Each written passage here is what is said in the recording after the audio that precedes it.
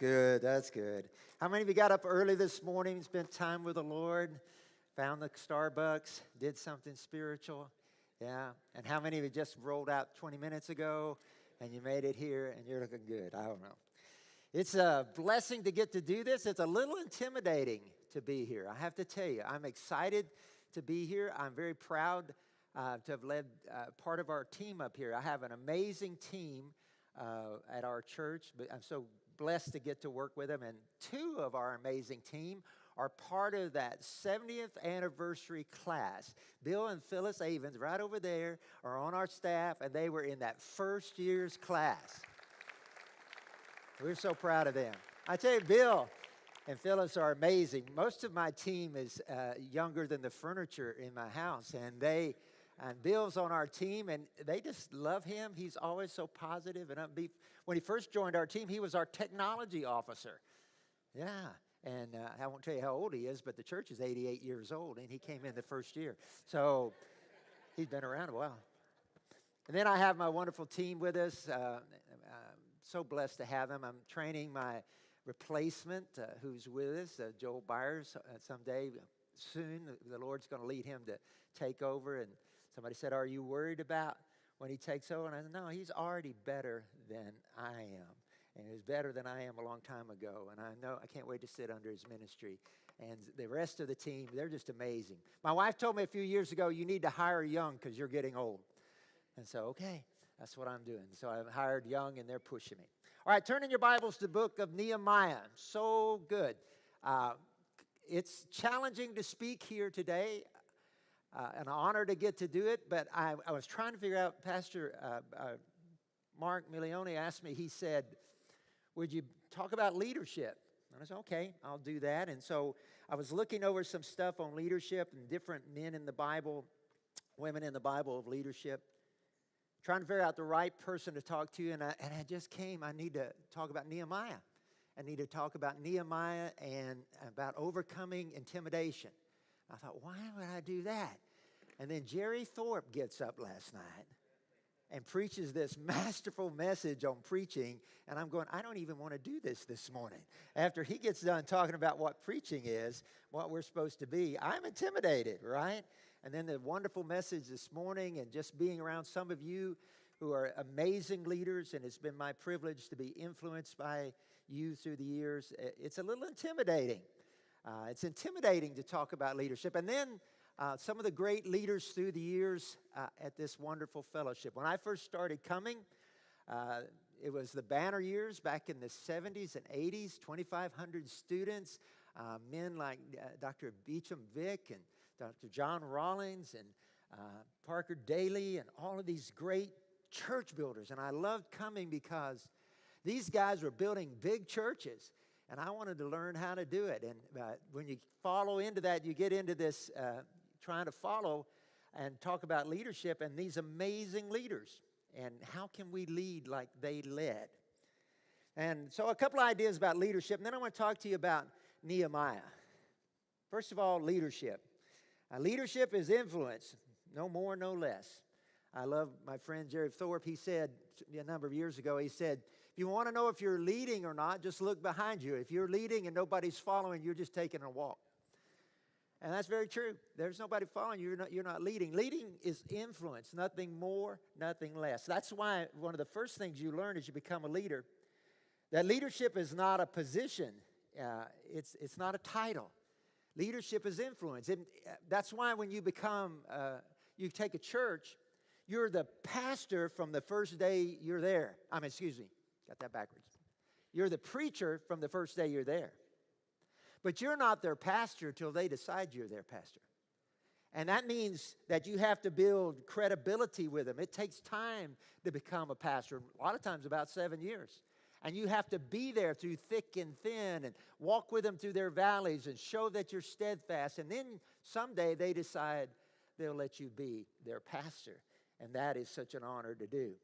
So leadership is, it's about having people following you. And the first job of a leader is to define reality. First thing you have to do is look at the situation and say, here's where we are. You can't take people to where they need to go if you don't know where they are. And some of you have the need to ask yourself this question, because the problem with a lot of us in our churches is we're living in denial. And the question I like to ask myself is, what am I pretending not to know? Because sometimes we go around pretending not to know there's a real problem. We can see there's a decline. We can see something, but we don't, that's not really happening. No, what are you pretending not to know? And the first thing a leader has to do is define reality to the people. Okay, here's where we are. We've got to do something about the lack of young people. You know, I had the privilege to be asked to speak to some Southern Baptist leaders about how to get young couples in your church. Because God has blessed our church the last number of years, and we've seen a tremendous influx of young couples and young families. And they said, we want you to come and talk about how you're doing that. I said, okay. And so they set up this meeting, and then they canceled the meeting for lack of interest. What does that tell you? These pastors are saying, well, you know, I know our churches are dying and nobody's nothing happening, but we don't want to take the time to have a meeting. Yeah, what are you pretending not to know? By the way, if you want to get young couples in the church, you got to start 20 years out, because like draws like. And when people come to your church and young couples come to your church, they don't see any other young couples, you're going to have a hard time. So if you wait till everybody in your crowd looks like me, you're going to have a hard time drawing young people. You got to start while you still have some, and you got to go that way.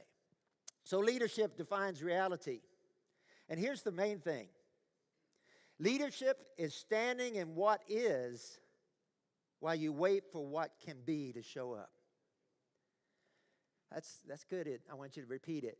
Leadership is standing in what is while you wait for what can be to show up. And a lot of times, all you got in that gap is you. You're standing there, you're saying, look, church, we've got a full building. We don't have much choice here. We don't have any money. We don't have any great numbers, big financial people in our church. But I can see that if we don't get some more space, people are not going to keep coming. They're not going to circle the auditorium looking for a seat. If they can't find a seat, they're not coming back. So somehow, some way, we got to build a building. There's no money. By the way, I've built, with God's people's help, 4 buildings. And not once have I ever gone through a fundraising program and had people come up to me in the church and go, hey, Pastor, this is a great time to be raising money. Wonderful time. Great economics play. Let's raise some money now. No, it was always the worst time in history. This is a terrible time. Don't you know what's going on in the stock market? We can't do this. But you know what? If God is in it, then it's a great time to be doing the work. And that's the only question the pastor has to ask. It is not what is our bank balance. It is not what is our numbers. It's not how many people are for it. It is God in this? Because if God is in it, He will provide the means. But sometimes it's just you standing in that gap, waiting for what is coming to get there. And nothing is there but you, and the confidence they have in you, the confidence that they can see in you, the fact that they can see that you know God is in this, that's what gets them across the finish line. That's leadership. But leadership's hard to do when you're intimidated. And I think it's one of the greatest challenges leaders face. And I want to speak to some of you here today because maybe you're intimidated. It's easy to get intimidated in the world in which we live, right? We've got a liberal agenda that is not friendly to our churches. We got movements in our culture that are against us. We got a cancel culture where you have to worry every time you say something over the internet or we about to be lambasted. We've got a whole generation that has been raised that does not honor the Word of God. And you've got to stand for truth, and you've got to lead for truth, and we have a lot of enemies in front of us. And so it can be intimidating. And I feel for some of you because you don't know what you're going to do and how you're going to face it. But some of you are particularly intimidated, and there's all kinds of ways to be intimidated, and I'll come back to this in a moment. But you got to start by just moving forward. Now, obviously, all of you know the story of Nehemiah. Nehemiah was taking care of the king. He was the cupbearer of the king, and Israel was in captivity, and he gets a burden for the city that is defenseless.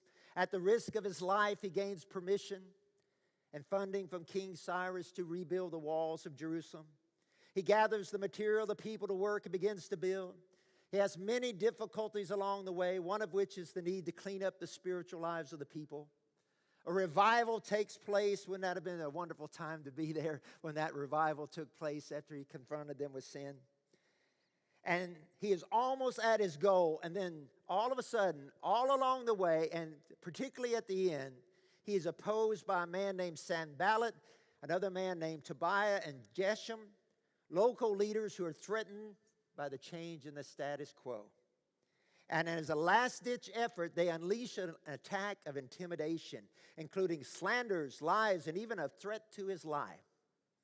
And Nehemiah's response is a lesson in winning over intimidation. So in Nehemiah chapter 6, I'm not going to read all these verses because you're familiar with it, but just notice real quick in verse number 4. And he says, "But they sent me this message 4 times, and I answered them in the same way." And he goes on talking about this thing that they are coming at him. Sanballat sent his servant to him the 5th time with an open letter in the hand. And this letter is an accusation that he's trying to overthrow the government. And then he says, down in verse 9, "For they were all trying to make us afraid, saying their hands be weakened in the work and it will not be done." You keep on reading, and other attacks on him in verse 13.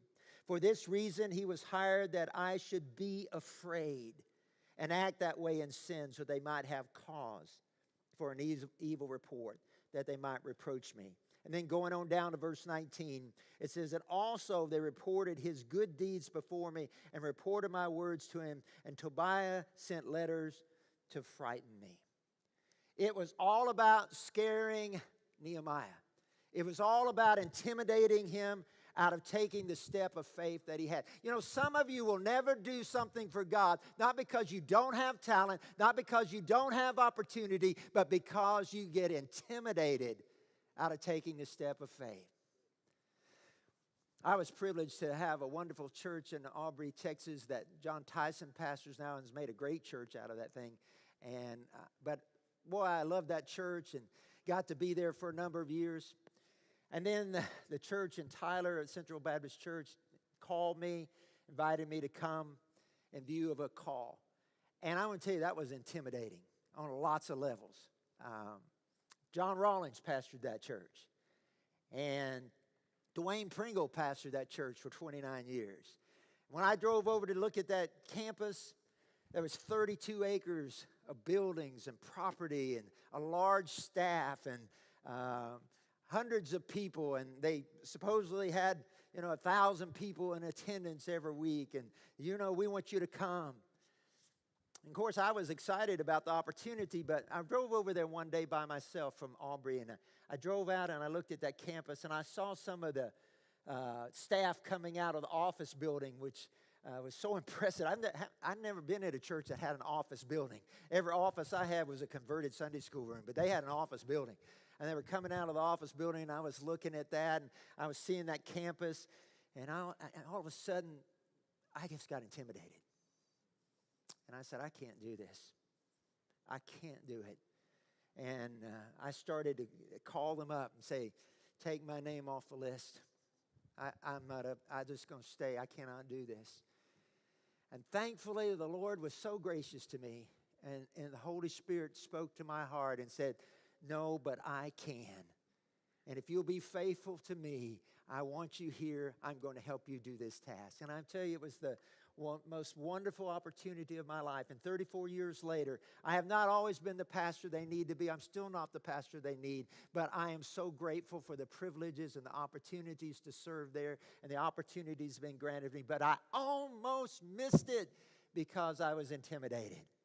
And some of you may be intimidated today. It's hard to follow great leaders. It's hard. John Rawlings was an amazing leader, but they were a different generation. I mean, those guys were top-down management, right? G.B. Vig and John Rawlings and Dallas Billington and all that. They just did what they were going to do. 5 of the largest churches in America were part of our fellowship at that time. And man, when you come to a meeting like this, John Rawlings would stand up here, and man, he was so straight and rigid and dressed in such a nice suit and spoke with such commanding power. Man, I'm just intimidated. It's intimidated to follow him. But he never intimidated. I don't know if any of you knew Dr. Rawlings. He was not intimidated. Now, some of the stories I've heard about Dr. Rawlings, I don't know if they're all true, but they're all indicative of his nature. There is a story about him laying a pistol down on the desk between him and another editor of a paper and saying, if my name or the name of our church appears in this paper, you're going to be a dead man. I don't know if that's true or not, but it probably was true. He himself told me a story about a man in the church that sent a complaining letter to a pastor friend, Dallas Billington, actually. They'd had Dallas Billington in to preach. And this man in the church was upset at Dr. Rawlings, so he wrote a letter of complaint to Dallas Billington about Dr. Rawlings. Dr. Billington read that letter, sealed it back in an envelope, and sent it back to Dr. John. Dr. John went out and visited that man. This is what he told me. Sit down at a table with him. He said, here's this letter. He said, I want to tell you something. If you're ever crossing the church parking lot and you see me coming in the car, you better get out of the way because I'm going to run you down if I can. You're a dead man. It's a different kind of leadership. And it can be intimidating to follow somebody like that, right? Yeah, you ever had somebody like that? I mean, you're coming to pastor the church, that Dr. John Rawlings pastor. How do you follow that? Well, the way I did it was to half the attendance in the first year. That was very effective. Turned out the guy that was there after Brother Pringle, I won't even name his name, and he wasn't there, they had an interesting way of counting the attendance. They took ministerially speaking to a really high level. So they said they had 1,000 people in Sunday school, but they had 5 different nursing home services that they said they had 50 people in each of those services, and they were adding that 250 to the Sunday morning report. So that was 250 people. And I said, these people on Wednesday night? Yeah. I said, but you got them on Sunday morning. He said, well, it's an attendance. And I said, you can't do that. That's deceptive.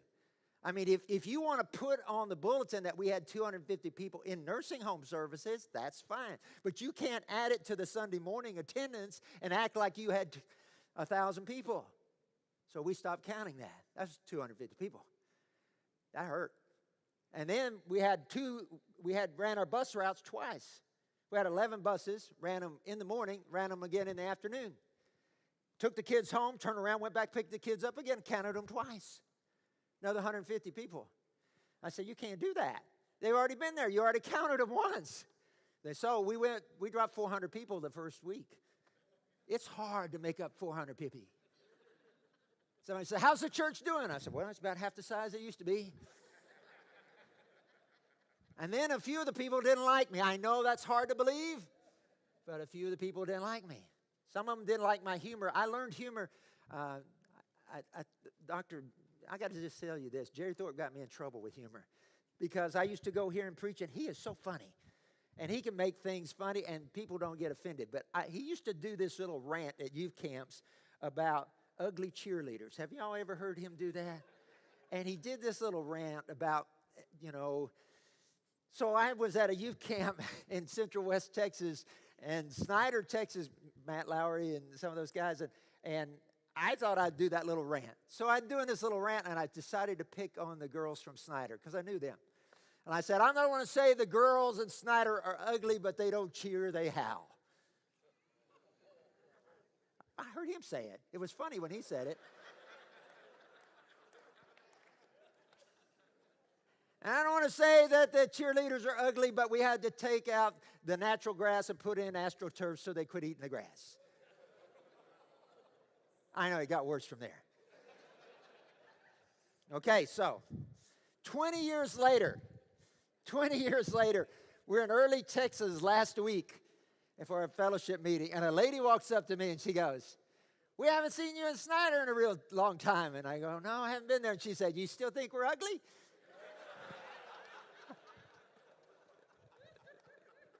Got me in trouble. He could get away with stuff. Dr. Rawlings could do that. But he'd come preach at our church, and I don't know if y'all had, he'd mess around. He'd just get up. He'd tell stupid stories and joke around and do what. He'd just piddle for about 20 minutes. And then he'd get his Bible up.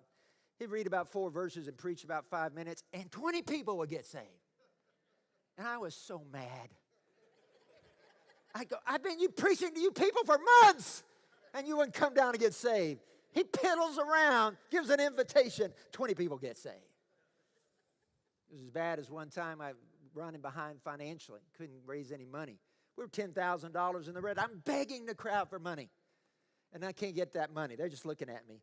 And then we have a mission group come in, and they do this little slide presentation and sing some pretty songs, take up an offering, and got $14,000 cash. And I am ticked. I've been begging you people for months for $10,000 to make the budget balance, and you're sitting on 14 grand. Where's the money? Okay, so you see how good a job I did. All right, let me get back to leadership. Some of you are intimidated. Maybe you're like me. You're following leaders who are incredible. To be intimidated is to make afraid, to frighten, to be too intimidated to speak up, to try out, to take a job. It's easy to get intimidated. People who have money are intimidating. Some of you have churches. You need to get comfortable with people with money. If you're like me, I was not raised a preacher. I was not raised in a preacher's family. So preachers intimidated me a lot. It was hard for me to go to fellowship meetings and be around them. When I surrendered to preach, you know, we went home and told the church that Kim surrendered to preach, and the people said, not Kim, you know. I think they flew heaven's flag at half-mast for a week when I surrendered to preach. Nobody was too excited about it. I didn't have any role models to follow except for my pastor, but, you know, I wanted to do something. God had called me to do it, but it's intimidating to be around some of you and all of your background and history and knowledge. People who have money are intimidating. I didn't know. I was raised, my father was a good, hardworking man, but he never had much money. And there were 4 of us kids, and so he struggled. And so I never had, you know, money or anything like it. And I had a wealthy man in my church. And I remember distinctly going to sit down with him one day. And he loved our church. He was a good man. And we were talking, and I made the mistake. And let me help you here. I made the mistake of saying to him, I'm intimidated by you. Oh, man. He didn't want to hear that. No, don't. That made him uncomfortable. You know, eventually he left the church. Listen, I didn't know at the time that it doesn't matter how much money people have. If you're God's man, they respect you. You don't need to be intimidated by them because they have money. In fact, you will cause them to go find a leader that's not intimidated by them. So don't do that. People who have money can be intimidated, but they're just people like everybody else. They have the same problems everybody has. They have children and marital problems, and they have business problems. You know, it's all different. What I've learned since I started teaching leadership to leaders is that the money problems exist for everybody. It's just a matter of the number of zeros behind it, right? I heard Ross Perot speak many, many years ago. You remember Ross Perot, that great sucking sound as all the going out of the jobs, leaving the country. But he's multi-millionaire, billionaire. And he said, he was talking about this. He said, you know, some of you think you've got money problems. He said, I got money problems. Some of you worried where you're going to get, you know, $250 to fix your car. He said, well, I got to tell you, the air conditioner went out on my yacht. And he said, it's going to cost $25,000 to replace that air conditioner. And he said, that's a pressure for me. And he said, now it's kind of hard to get people feel sorry for you when your air conditioner goes out on your yacht. But nonetheless, it's a pressure. It's always just a number of zeros. Some of you go, man, I wish I could be like Pastor so-and-so and have all of this. Yeah, and he's got the same problems you got, just more zeros behind him. Everybody's got problems. You don't need to be intimidated by people. People who dress well are intimidating. When I first started preaching, I remember I'd go to fellowship meetings, and I didn't have any money. So I bought my suits, Goodwill or whatever I could do. Nothing wrong with that. And if that's where you're buying your clothes, God bless you. I'm not trying to make you feel, but I was intimidated. And I go around some of these preachers, and they had a $1,000 suit on. And I was thinking, if I had a $1,000 suit, I'd buy a new house, $1,000. But anyway, finally got enough money to buy a nice suit. We don't wear suits anymore. right? It's kind of a bummer. I don't know what I'm going to do. Now, Phyllis thinks I should wear a suit anyway, but you know what I mean. You can't even wear it anymore. But people who dress well can be intimidating. People who are confident are intimidating around people who really seem to have their act together. One of the seminal books in my life, as far as my personal philosophy outside of the Bible, was a book called Winning Through Intimidation by Robert Ringer. And in that book, he said, this is the theory of intimidation. He said, the results a person obtains are inversely proportionate to the degree to which he is intimidated. When you are intimidated, you fail. When you refuse to be intimidated, you have a chance to succeed. A lot of you are taking yourself out of the fight before it even starts because you're intimidated. Animals attempt to intimidate us. They do it all the time. People constantly use intimidation. Church members will use intimidation against you. You know, I remember we started making a transition in styles in our church, and we changed some programs because they weren't working. We had a Sunday morning service. It was good. We had a scaled-down version of the same Sunday morning service on Sunday night. Not as good, but people came. We had a scaled-down service of the Sunday night program on Wednesday night. Not nearly as good, and a handful of people came. So we decided, why do we do Wednesday night? Well, we do Wednesday night to equip. So we're not going to have a service. We're going to have classes. And we're going to break up in classes, and we're going to give people opportunities, and we're going to train them like that. And boy, a man came to my office. He said, you've ruined my Wednesday nights. For 40 years, I've gone to church on Wednesday night. You've ruined my Wednesday night. You're destroying my faith. Trying to intimidate me. And it was intimidating. I don't want to be the guy that ruins their faith. He said, well, I don't agree with what you're doing. And I said, I understand. I'm not even sure I'm doing the right thing. He said, well, why are you doing it? And I said, because God called me here to lead. He didn't call me here to follow, and I have to lead. And I believe this is what God would have me to do, and I hope you'll come along with me. But it's intimidating to be told that. People would show up for church, Central Baptist Church, on Sunday morning after we made the transition in style, and they would walk in. I could tell, man, the way they were dressed, they were looking for something different. They were looking for Dr. Rawlings style church. They still thought we were stuck in the 60s, and they were like that church, Dr. Howard Hendricks, the great preacher over in Dallas Theological Seminary. One of his students asked him to come and look at his church service and see if he had any suggestions for how they could do it better. So he did. And so after the meeting, he came and visited their church. He said, Dr. Hendricks, Dr. Howard, what do you think about our church? He said, I tell you what. I think what you need to do is build a big fence around the church and sell tickets to the church of the 1960s. Ouch. Now, you can do that if you want to, but this guy showed up, and it was like, I could tell when they walked in, it was like, what's wrong with it? They go.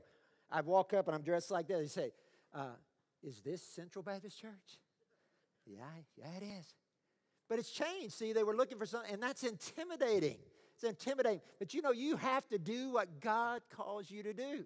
You have to lead the way God calls. You may not be called to make any changes. And if you're not, God bless you, go for it. But if you are called to make changes, then make the changes that God laid on your heart. And don't let the Sanballats and Tobias and Geshems make you fearful and keep you from taking action.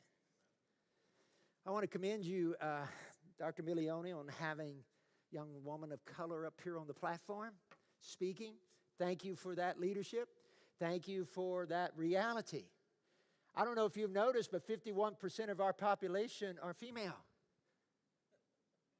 I thought I'd get a laugh. Can I get an amen from the ladies? 51% of our congregation's women, right? Now, I don't believe in women preachers. We're not going to have any women preaching in Central Baptist Church. But I do believe in women leaders. And I do believe that if you don't have someone on your platform who looks like you, you're not coming back. And I have women in my congregation that lead multi-million-dollar businesses, have 7, 8-figure jobs, and when they come to church, they need to see somebody who looks like them. By the way, you have women leaders in your church already. You just don't recognize them. I got tired I started having a deacons retreat every year, and I bring the wives of the deacons. Because I got tired of having deacons meeting and making a decision and having the guys come back next month after they went home and talked to their wives, got their mind changed, came back and changed it. How about we simplify this process and let's just go ahead and bring them in to start? I know some of you, that's radical and scary. I'm not telling you I don't want women preachers, but I'm just saying, some of you young women out there, take some leadership. Stand up and make a difference in your church. Make a difference in your mission work. Do something for God. Don't be intimidated by people who have a different vision. Satan likes to intimidate us, doesn't he? The fiery darts of the wicked, one which is intimidation. You can't do that. Who do you think you are to even try? You don't belong. They'll laugh at you. And the worst intimidator is your own inner critic. Some people say, boy, I hate to tell you how bad. Nobody's a worse critic of me than me. I'll beat myself up mercilessly for what I think I should have done better. But you've got to stop that voice. That's not helpful for you. You know, the reality is you need to balance that out and try that inner criticism out. Ask some other people how you think and get their feedback. Don't just take on that inner critic and say, oh, of course, I'm no good, I'm foolish. And you know, the worst thing about it is we know we're not great. We know we're not perfect. We know we make mistakes. We know we fail. And as a result of that, sometimes it's hard to lead because we're standing up there and we're preaching and teaching, for instance, on prayer. I know far more about prayer than I practice.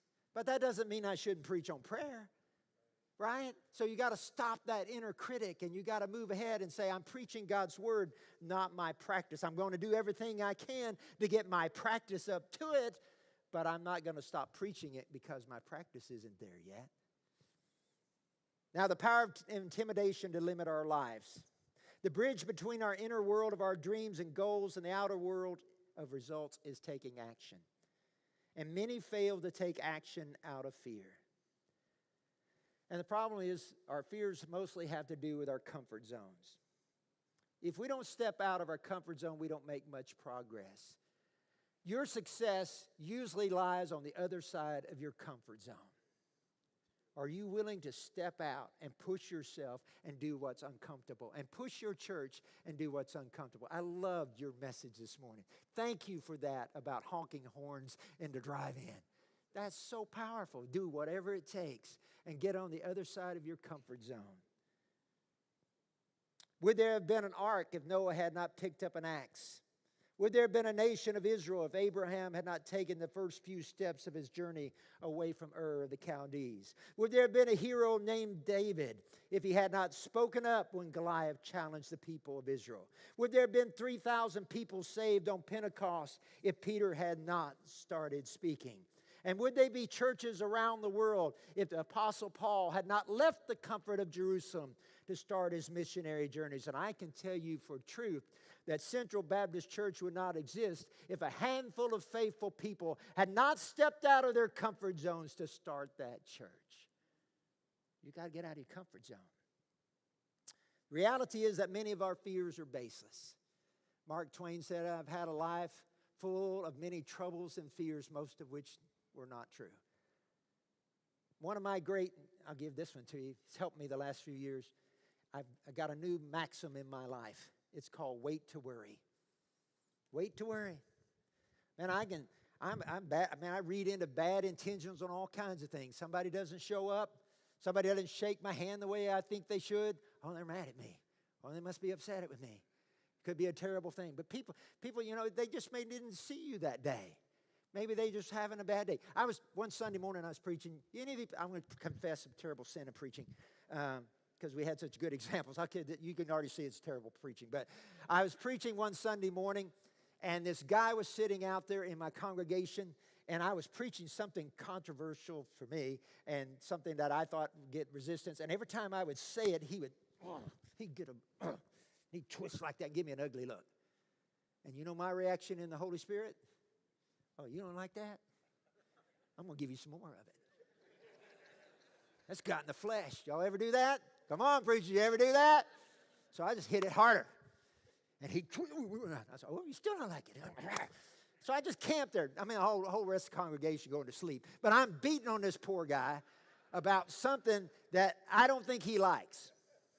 So the service is finally over. And I'm doing what Martin Luther called the glorification of the worm practice, where you stand at the back door and shake hands and they brag on you.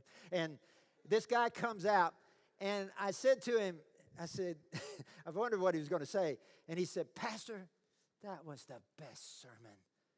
It was wonderful. He said, you know, Friday I had gallbladder surgery. And I didn't think I was going to be able to make it to church. But I pushed through the pain because I wanted to be here. And I'm just going, oh, sorry. Glad you liked it. I don't know what that had to do with anything. Many of our fears are baseless. We're making up these stories in our mind that people are upset with us when they're not even upset. Wait to worry. Let's at least wait and see if we got a problem. All right. Many people give up on their dreams because of the criticism of others. Have you ever been criticized? If you haven't been criticized, you're not doing anything. Have more, know more, do more, and they'll hate you for it. You'll get criticized. Step out in front of the crowd, you'll get kicked in the back because they don't like it. You'll make other people who are doing nothing feel bad because they're doing nothing. So criticism stings, but you can't let that stop you. And finally, all fears are conquered by faith. Harry Emerson Fosdick, probably not somebody we should quote in a Baptist Bible college, but nonetheless he said, fear imprisons, faith liberates, fear paralyzes, faith empowers, fear disheartens, faith encourages, fear sickens, faith heals, fear makes useless, faith makes serviceable. Faith. All right, you know what happened in Nehemiah, and I'll bring this to a close. Several personal letters of intimidation and a warning of a personal attack. They were actually going to send an assassin to kill him, and a wall.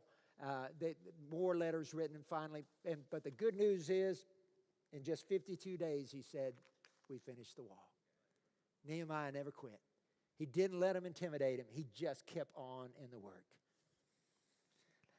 Let me give you 4 questions to help you win over intimidation, and I'm done. In verse 9, he said they were all trying to make us afraid. They said their hands will be weakened in the work, it will not be done. So how do you keep that from happening? Here's the first question. What am I trying to accomplish? Verse 3. What am I trying to accomplish? That's motive. Motive. Why am I doing this? I'm doing a great work, he said. I cannot come down and answer you. I cannot stop this. I'm doing a great work. You need to believe you're doing a great work. If you don't believe your church and your mission field and your ministry in that church is a great work, quit and get out of the way of people who want to do something. You're doing a great work. The people I came up under convinced me to work for pennies on the dollar and sometimes no dollars because we were doing a great work of winning souls to Christ and transforming the world. Do a great work. Why? Why are we doing this? Number 2, what is my position in verse 9? What is my position? That's the task. He says, are my hands clean? That's integrity. The first was motive. This is integrity. Are my hands clean? And I said, should such a man as I flee? And who is there? And who would go to the temple and save my life? I will not go in. He said, it would be a compromise of my integrity for me to hide out in the temple because of a threat to my life. He said, I've got to have integrity. That's your position. What's your position, pastor, missionary, worker? Do you have integrity? Listen, the scripture says the wicked man fleeth when there's none that pursueth. When you've got sin and trash going on in your life, and unfortunately there were times in my life that was going on, you will be easily intimidated. Because you will know you are not who you're supposed to be. And you will know you're not living the way you're supposed to be living. And you will know that you're not what God has called you to be. And you will not have the courage to stand when they intimidate you. So you got to keep your integrity up. Be clean. Be holy. Be right. Odessa, Texas. Odessa Permian football. Now, there's two religions in Texas. There's Christianity and there's football. Right? Friday Night Lights. And there's a great football team in Odessa Permian who beat the John Tyler Lions, and we still have not forgiven them for it, for state championship. But they made a TV show out of it. Do you remember Friday Night Lights? And the coach in Friday Night Lights, some of you don't watch television, you have too much integrity, but for the rest of you that's still watching television, there was a Friday Night Lights television program. And what was it Coach Taylor used to say to motivate his team? Clean hands, full hearts, can't lose. Clean hands, full hearts, can't lose. Well, I don't know about football, but I do know that's a good maxim for ministry. Clean hands, full hearts. Acts 24:16, the Apostle Paul said, this being so, I myself always strive to have a conscience void of offense toward God and man. Paul said, I've got to have a clean conscience. That's the number one thing. And the fourth question to ask yourself is, what is my ultimate goal in this project? What am I ultimately trying to do? In verse 16, who will get the glory? And that's the word focus. What is your focus? The focus for Nehemiah was God would get the glory. We want God. He said in verse 16, and it happened when all our enemies heard of it and all the nations around us saw these things, that they were very disheartened in their own eyes, for they perceived that this work was done by our God. Ooh, man. That's motivated me, and I know it motivates you.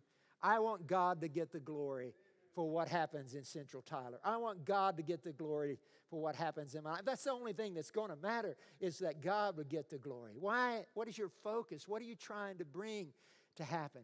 Are you motivated to bring glory to God?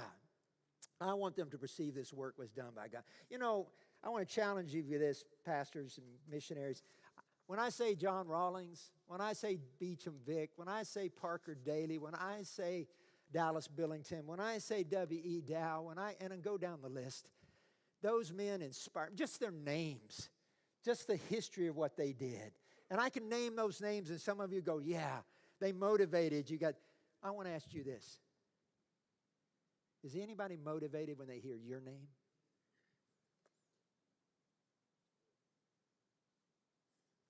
I want somebody to be motivated because they heard my name. Not do it for me, but believe that if God could do it through me, He'd do it through them. All right, one last story and I'm done.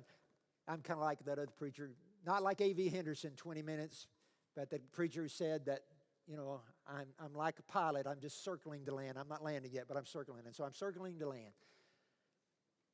We were talking preachers that inspired me, and that whole generation of preachers inspired me. And we were talking about Mo Garner. Let me tell you a Mo Garner story. Mo Garner told me this story when he came to visit our church one time. Mo, about this big and rough as a cob. And in fact, they were rough. He and Big Jack McGoy, same kind of guy in our church. One time, Dwayne Pringle and him, they were three of them going to a fellowship meeting. Big Jack McGoy and Mo Garner got in an argument. They stopped the car, got out on the side of the road, and duked it out in the ditch. And then they got back in the car, cried for a little while, went on to the meeting. That's the kind of guys they were. So Mo Garner talks about being called to preach. And I just tell you this, and I hope it encourages you. When he surrendered to preach, he had been in the Navy. 4 months after he surrendered to preach, God called him to preach. He went to the Dr. Norris Institute at the time. That was the place to go. And he went there, and he went to the first day of Bible college. And Dr. J. Frank Norris, the great revival preacher, evangelist, is there. And he says to these preacher boys, he said, how many of you are here to be preachers? And they all raised their hand. He said, how many of you have preached a revival? And about half of them raised their hand. And he said, those of you that have not preached a revival, you get out of here right now and you go preach a revival before you ever come back here. Because if you haven't preached a revival, you don't belong to be here. This guy's been saved 4 months out of the Navy. Okay. So he goes to Killeen, Texas, because he had a contact in Killeen, Texas. And he gets permission to put up a tent and do a tent meeting down in the square. And he goes, and he needs a piano player because he doesn't have anybody. And they said, well, the lady at First Baptist Church is very gracious. She'll help you. She'll play the piano for you. So she agrees to play the piano, and they start having this revival. Colleen said, God's been saved 4 months. He still curses as much as he preaches, nearly. 4 months in. But people are getting saved. People are getting saved. And so after about 2 weeks, I have about 30, 40 people saved. And one night of the service was over, this godly piano player says to Mo Garner, she says, Brother Garner, can I ask you a question? He said, yeah. She said, you preached tonight that Jesus was crucified in the Garden of Gethsemane. He said, yeah, that's right. She said, well, Brother Garner, I don't want to be rude, but Jesus wasn't crucified in Gethsemane. He was crucified on Calvary. Huh. He said, well, did people get saved? She said, that's right. He said, doesn't matter then.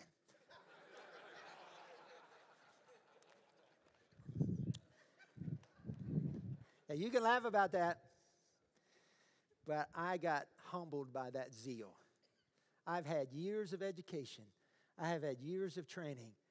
He had 4 months, and he went and preached a revival, and 30, 40 people got saved. Those are the kind of guys who are not intimidated. Don't be intimidated. Let God use you great for his glory.